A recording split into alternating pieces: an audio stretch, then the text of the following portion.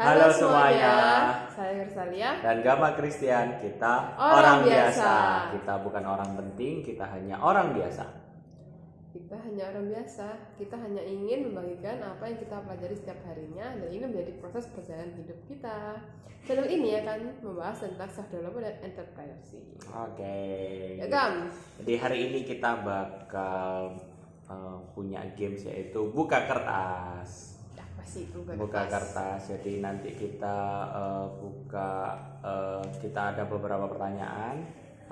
Kita pilih beberapa pertanyaan, nanti kita bacakan langsung kita jawab nanti kayak gitu.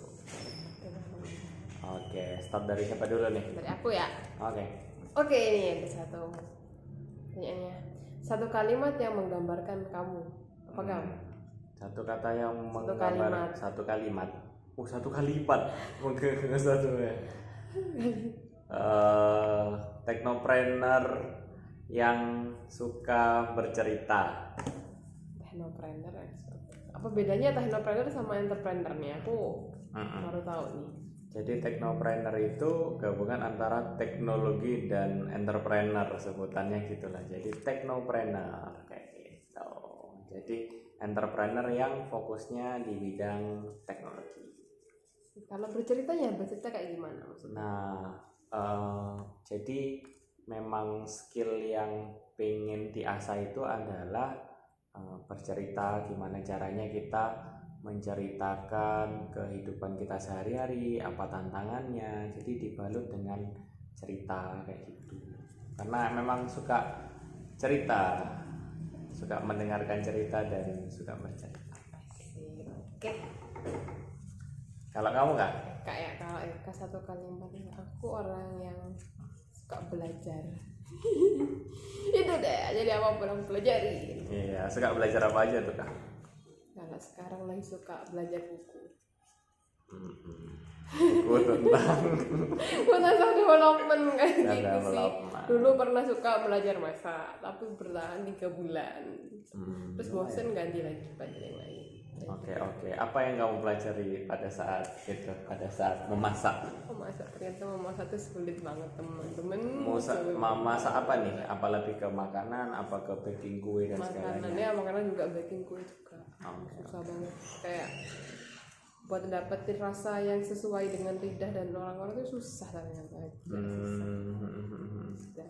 Kenapa kok tiba-tiba bisa pengen belajar masak? Karena 1%. Di video 1% tuh bilangnya kita harus cari skill baru. Akhirnya aku mencoba skill baru memasak. Oke. Jadi nyoba banyak hal ya. Yuk. Next pertanyaan kan? Oke. Pertanyaan berikutnya. Iya. Ini. Iya. Kalau kamu stres, apa yang harus kamu lakukan? Kalau aku stres, pertama diem dulu terus aku cari tahu apa yang buat aku stres. Setelah cari tahu why-nya, cari kenapanya, baru aku cari solusinya. Itu sih. Terus yang pertama aku lakuin, kalau emang udah nggak tahu solusinya apa, tidur dulu atau diem dulu atau tanya temen gitu. Kalau gimana? Kalau lagi stres itu biasanya agak menyendiri dulu sih, betul. Agak menyendiri dulu. Jadi ketika di sesuatu yang sunyi itu bisa kita lebih berpikir lebih jernih sih.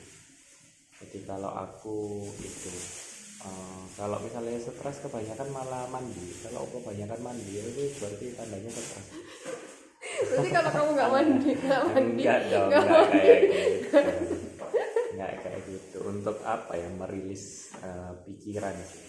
Aku malah gitu. Mandi siang-siang, nggak usah siang-siang, mandi siang. Siang-siang, malam-malam, pagi-pagi. Karena apa ya? Kan tidak ada ruang yang sunyi selain di kamar mandi. Kalau misalnya di rumah lo ya, karena kan rumah kan rame gitu, mau di kamar aja masih rame, mau di mana aja masih rame. Jadi tempat yang bisa untuk menyendiri dan tidak diganggu itu sebenarnya kamar. Di kamar sendiri. Kamar sendiri tetap jatuhnya rame. bisa. Iya Kan kan itu sebelah terus kadang-kadang masih dipanggilin atau apa. I see. Oke, next ya Gam. Oke. Ini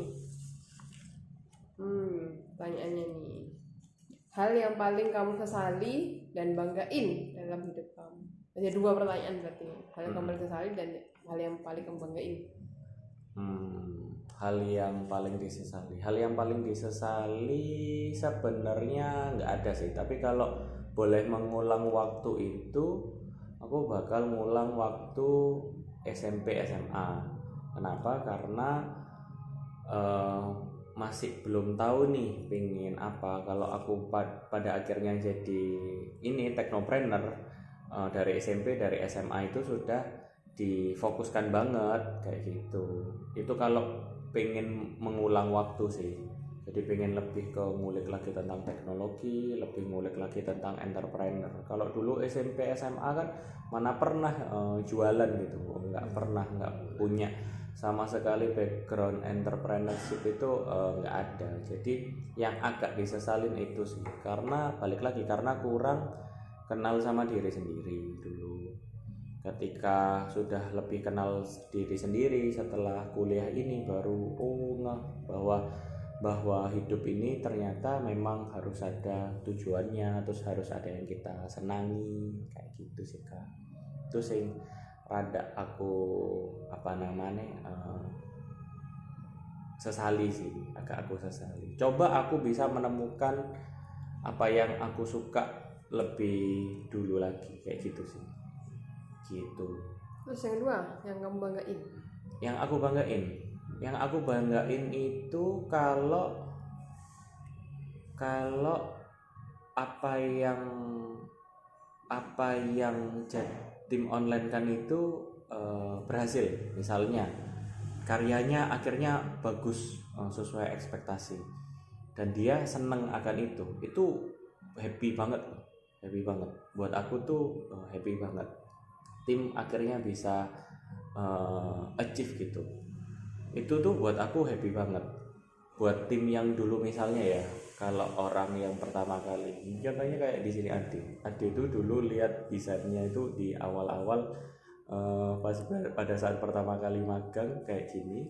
Setelah akhirnya udah magang terus sekarang kuliah, karya-karyanya tuh bagus-bagus banget. Itu sih bikin senang sih, kebanggaan tersendiri itu. Kita jadi part of suksesnya orang berkembang itu happy loh. Oh, jadi kayak seperti anak didikmu sukses itu kamu seneng banget gitu. Happy. Klien sukses tuh happy banget. Klien sukses tuh happy banget. Jadi yang lebih ke ngedrive aku sih gitu. Ya. Dan itu pasti tanpa sadar kalau misalnya aku dapat achievement atau apa bla bla bla, yaitu rentetan dari ya berhasil mendidik itu kayak gitu sih. Okay. Kalau Eka? Aku ya, hal yang paling aku sesali itu ya itu sih ketika aku hampir sama sih kayak Gama ya, belum menemukan bidang yang pengen aku terjuni di awal-awal. Terus karena aku pun milih jurusan teknik lingkungan di kuliahku itu bukan karena passion, tapi karena emang aku masuk di situ sebagai pilihan kedua SNMPTN undangan gitu, by rapor. Ya udah sih. Terus akhirnya aku di kuliah ya enjoy aja, namanya suka belajar gitu ya. Ya udah aku pelajari aja sampai mahir, sampai aku sampai rajin, sama nilai pun ya lumayan lah, bisa masuk 10 besar lah, aku 10 besar satu angkatan gitu kan. Lumayan kayak. Tapi entah kenapa setelah aku di dunia kerja kayaknya aku nggak enjoy, nggak bersemangat gitu, kayak ya itulah, mau kurang merasa ini nih Eka ini nih yang mau aku kerjain sampai seumur hidup kayak gitu. Iya. Nggak ada rasanya. Belum ya. Aku udah kebayang sih kalau aku bakal di dunia IT sampai aku tua, sampai aku Itu tuh aku sudah memang ini bukan yang mau beneran aku tekuni gitu, memang ada. Ya itu yang aku sesalin sih. Tapi Jadi oke lah, iya. bisa aku switching kan sekarang. Terus pertanyaan kedua. Yang aku banggain dalam hidup, aku orang yang berani bermimpi dan mau menjalani apapun untuk mimpi itu. Contohnya nih, aku waktu kuliah aku berani bermimpi buat keluar negeri, dan aku melakukan apapun yang aku bisa buat keluar negeri dan tercapai gitu loh. Itu sih apa yang aku banggain sama itu. Meskipun orang-orang temanku, aku malah kebanyakan teman dekatku malah orang yang apa ya, saya nggak mimpi jauh-jauh gitu loh. Teman dekatku malah banyak kayak gitu, tapi aku dengan beraninya sendiri gitu bermimpi jauh. Iya. Betul. Itu sih aku paling suka itu, dan aku menjadi orang pertama di jurusanku kan nggak begitu wah tentang prestasi luar negeri, dan aku menjadi salah satu di angkatanku yang bisa berani keluar negeri. Terus akhirnya teman-temanku ikut gitu. Kok bisa kak Iya. gitu. Akhirnya teman-temanku ikut juga banyak. Iya, kadang kalau memang nggak ada yang mulai gitu jadi nggak berani gitu. Bener banget. Betul, ada itu di bukunya, pokoknya tentang lompat indah Kak. Buku apa? Tentang Tentang lupa aku, tentang lompat indah. Jadi misalnya, selama ini itu misalnya anggap aja lompat indah itu maksimal itu satu meter gitu. Dan nggak ada yang bisa nandingin lagi. Terus ada satu orang memang yang enggak kok, aku pasti bisa lewat dari satu meter itu. 1 meter itu dia coba dulu sampai akhirnya dia punya teknik yang ngemelanting badannya jadi ke belakang gitu, ngemelanting ke belakang itu akhirnya sampai anggap aja sampai 2 meter. Setelah saat itu ya, itu membuka impian orang-orang bahwa ternyata bisa. Ternyata setelah itu 2,5, 3 kayak gitu. Itu jadi memang psikologi orang itu kalau apa ya, belum pernah ada orang yang bisa itu ya. Wis lah. Berarti aku nggak iso. Benar. Nah, iya makanya Eka nih bagusnya ya berani mimpi besar itu, yang mana itu bakal ditiru sama orang-orang lain juga. Kayak gitu sih. Jadi buat kalian yang ingin bermimpi, yuk bermimpilah. Oke, next pertanyaannya. Nih, bagaimana caramu memahami atau mengajak orang lain untuk bicara duluan kan? Oke. Cara memahami atau mengajak orang lain untuk berbicara. Oke. Memahami orang berarti. Iya, orang lain. Orang memahami orang lain. Kalau caraku memahami orang lain itu memang observasi dan empati sih, lebih ke banyak mendengar. Jadi daripada kita yang banyak ngomong, coba awal-awal kalau pengen memahami orang lain ya, biar mereka yang banyak bercerita, kita yang banyak mendengarkan. Nah, dengan kita banyak mendengarkan, sebenarnya kita melatih diri kita untuk punya rasa yang ada di sepatunya mereka gitu, empati. Jadi ketika kita banyak mendengar, kita banyak merasakan, nah kita itu bakal terlatih buat memahami perasaan mereka. Ketika kita memahami perasaan mereka, kita ya pasti akan mudah untuk jadi sama-sama paham, dan kita bisa lebih ke mengajak atau mengarahkan kayak gitu. Karena kadang-kadang itu orang itu melihat relevansi. Jadi apa yang biasanya kalau tanpa sadar, misalnya ketemu orang baru kan, ketemu orang baru dari mana, dari dari Probolinggo misalnya, atau dari Surabaya, atau kita tuh cenderung pasti pertama itu cari sesuatu yang sama. Oh mana lulusan SMA 1 apa ITS atau apa. Jadi kita tuh pertama-tama itu berusaha mencari relevansi yang sama. Jadi kita itu kayak kita tuh sama loh kayak gitu. Nah ketika dia sama, nah itu dia bakal apa ya, lebih banyak cerita, lebih banyak ngomong. Ketika banyak mendengar kitanya, kita bakal lebih memahami dan bakal bisa untuk mengajak orang kayak gitu. Kalau aku sih kayak gitu. Kalau aku. Terus aku mau tanya, ketika kamu mendengar seseorang, terus kamu dengar seret-seret masuk, terus gimana kamu caranya menilainya gitu? Itu gini Kak, jadi memang anggap contoh misalnya ada ibu-ibu curhat ke kamu, dulu aku tuh pernah sakit aku pernah sakit, misalnya sakit anemia gitu. Kalau kita nggak pernah mengalami, kita nggak bisa nyambung. Iya benar. Nggak nyambung kan ya. Nah, cara memang memahami banyak orang itu dengan kamu harus sudah melakukan banyak hal dan sudah mengalami banyak hal. Mengalami banyak, misalnya keberhasilan, kegagalan kan, apapun yang misalnya diceritakan. Nah, itu sih yang pertama. Jadi semakin banyak sebenarnya kamu tahu tentang sesuatu hal, itu semakin relate sama orang. Atau enggak kamu cuma pernah dengar ceritanya aja, misalnya kamu pernah sakit anemia tak? Oh enggak, tapi temanku pernah nih. Nah itu kan jadi cerita orang, jadi bahan buat supaya relate gitu.